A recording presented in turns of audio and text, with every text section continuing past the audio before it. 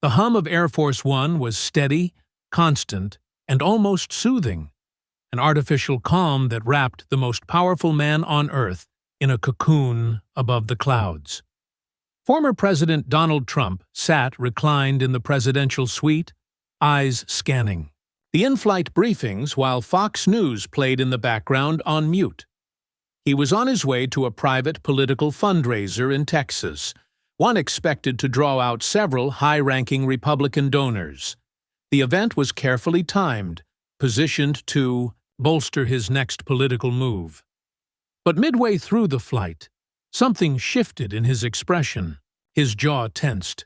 He reached for his secure satellite phone and barked at an aide.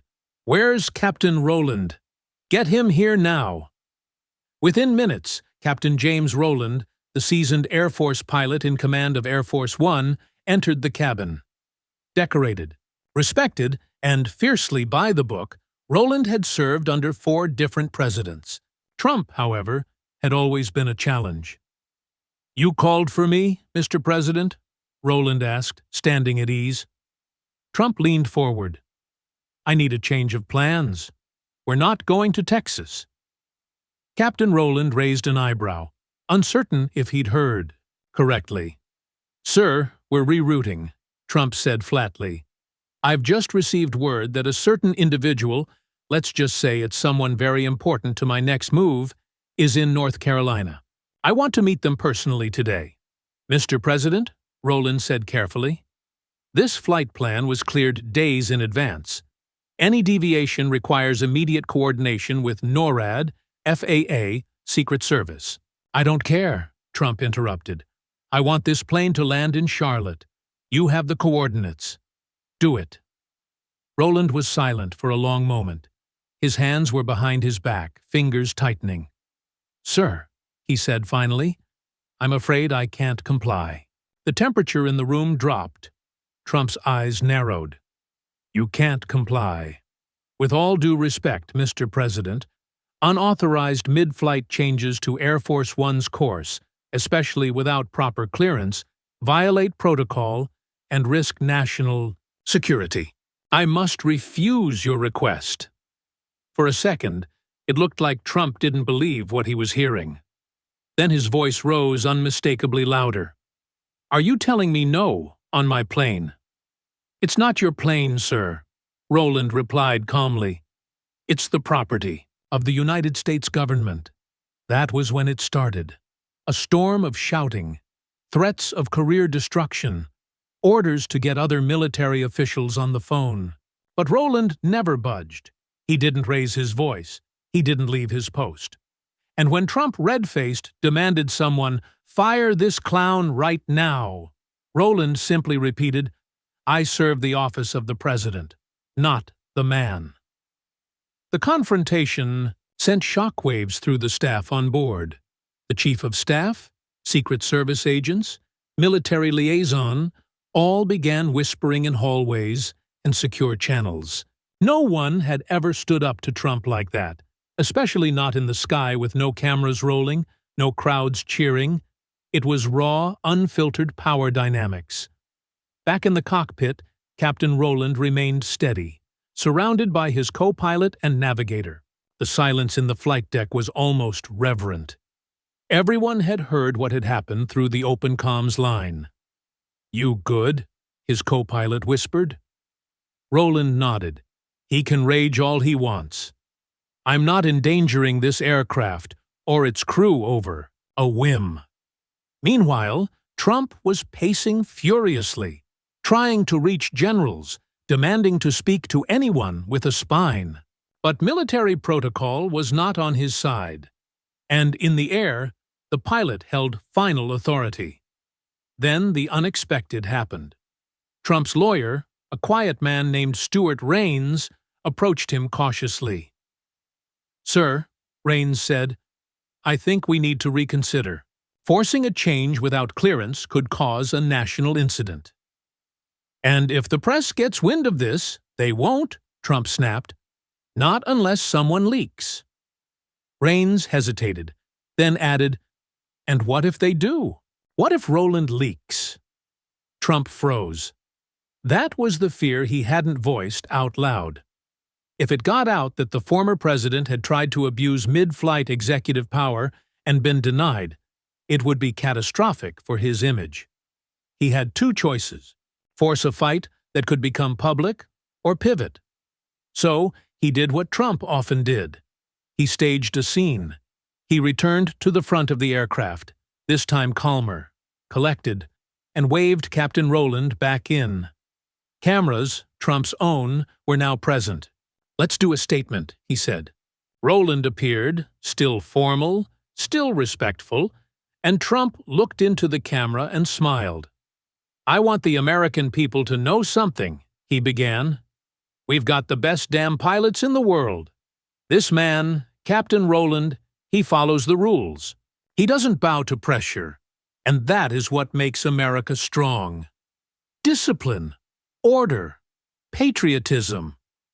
Rowland blinked in confusion. What just happened? He had stood his ground, and Trump, spinning it masterfully, was now owning the moment, reclaiming the narrative before anyone else could write it. "Thank you for your service," Captain Trump said, offering a handshake. Rowland took it slowly. The cameras flashed. The show was complete. But Rowland knew what really happened. So did the crew, and so eventually would the country. The story might have ended there. A little turbulence at 30,000 FT handled with showmanship and PR finesse, but the world had changed. Nothing stayed hidden. Not anymore. By the next day, an anonymous leak made its way to two major news outlets. Former President Trump attempted to divert Air Force One mid-flight. Military pilot refused. Within hours, screenshots of the flight logs, partial comm transcripts, and inside sources exploded across the internet. Reddit threads popped up, Twitter was on fire, and journalists began digging into the manifest. Everyone wanted to know, did Trump really try to hijack a military flight for personal gain? The White House remained silent, but the Pentagon, they issued a rare statement.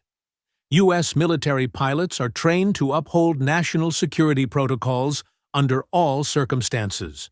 Captain James Rowland acted in accordance with that duty. That was all they needed to say. Suddenly, Captain Rowland was no longer just a faceless pilot. He became a symbol. News anchors described him as the man who said no to power. Memes flooded the internet with titles like, "Not all heroes wear capes. Some wear flight suits." Even late-night hosts picked it up. Meanwhile, Trump was furious. He blamed the leak on deep state cowards, called the press the enemy of the people, and ranted on Truth Social that the real story was about loyalty, not protocol. But even some of his supporters were unsettled. A pilot denying a direct order, that wasn't just unusual, it was unprecedented. And the fact that Trump had then spun it as a patriotic moment now looked desperate, like damage control. Then came the hearing.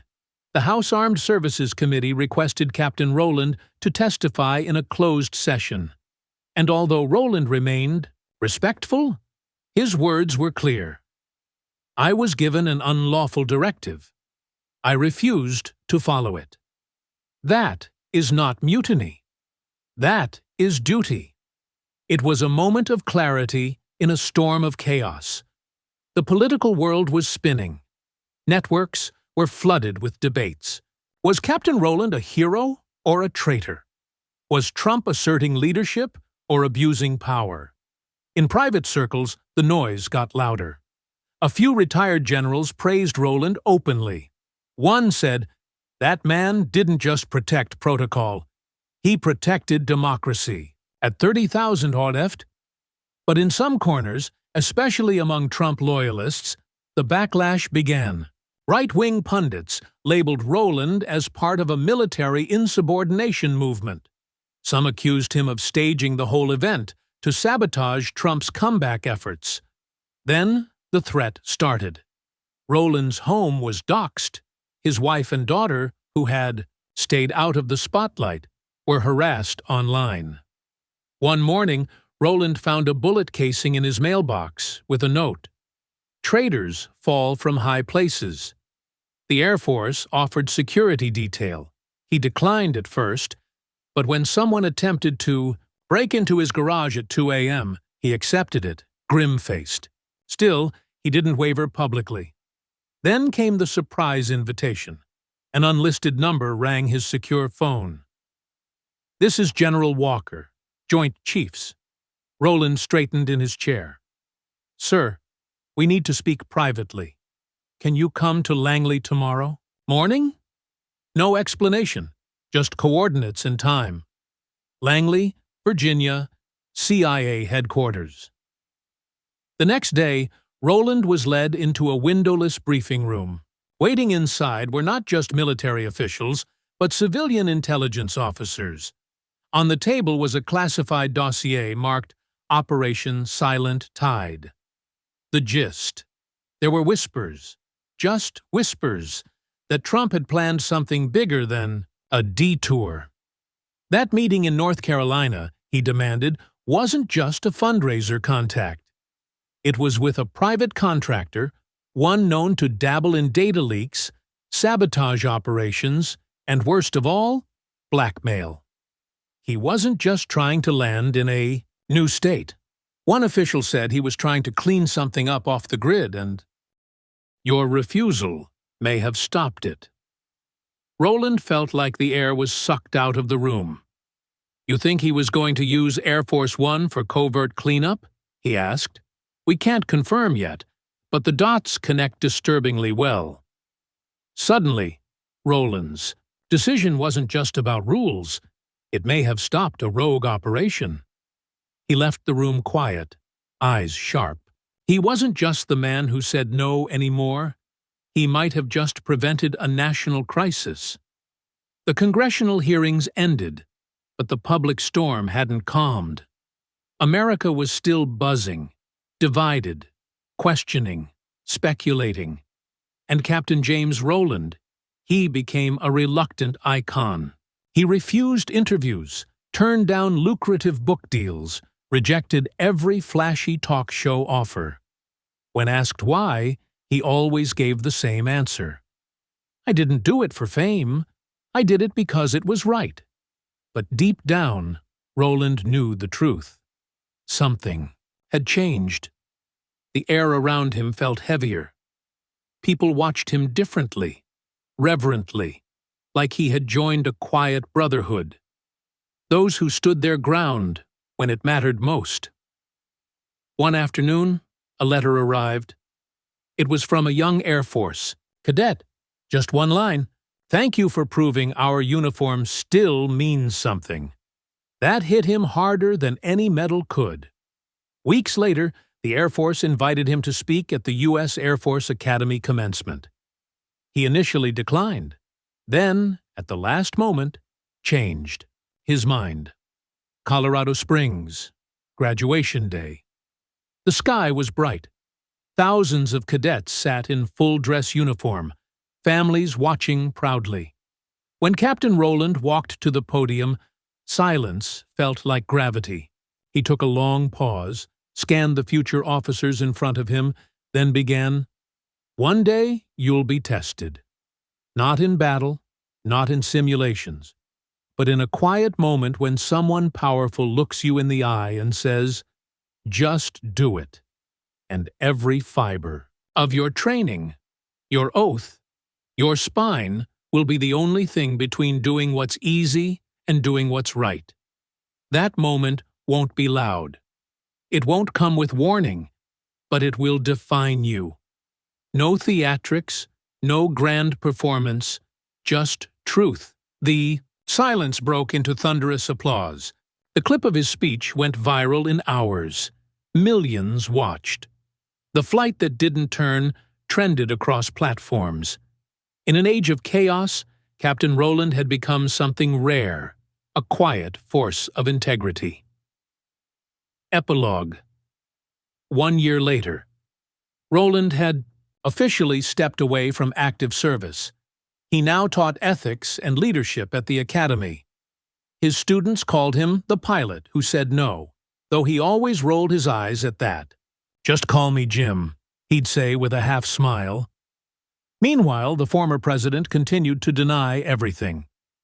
"That pilot thing, fake news," Trump said in one interview. "Total fiction. I was always in control." But those who had been there knew better. And one man sitting quietly at the edge of a classroom knew that sometimes history isn't written in headlines or shouted from stages. Sometimes it's whispered at 30,000 FT by the man who simply said,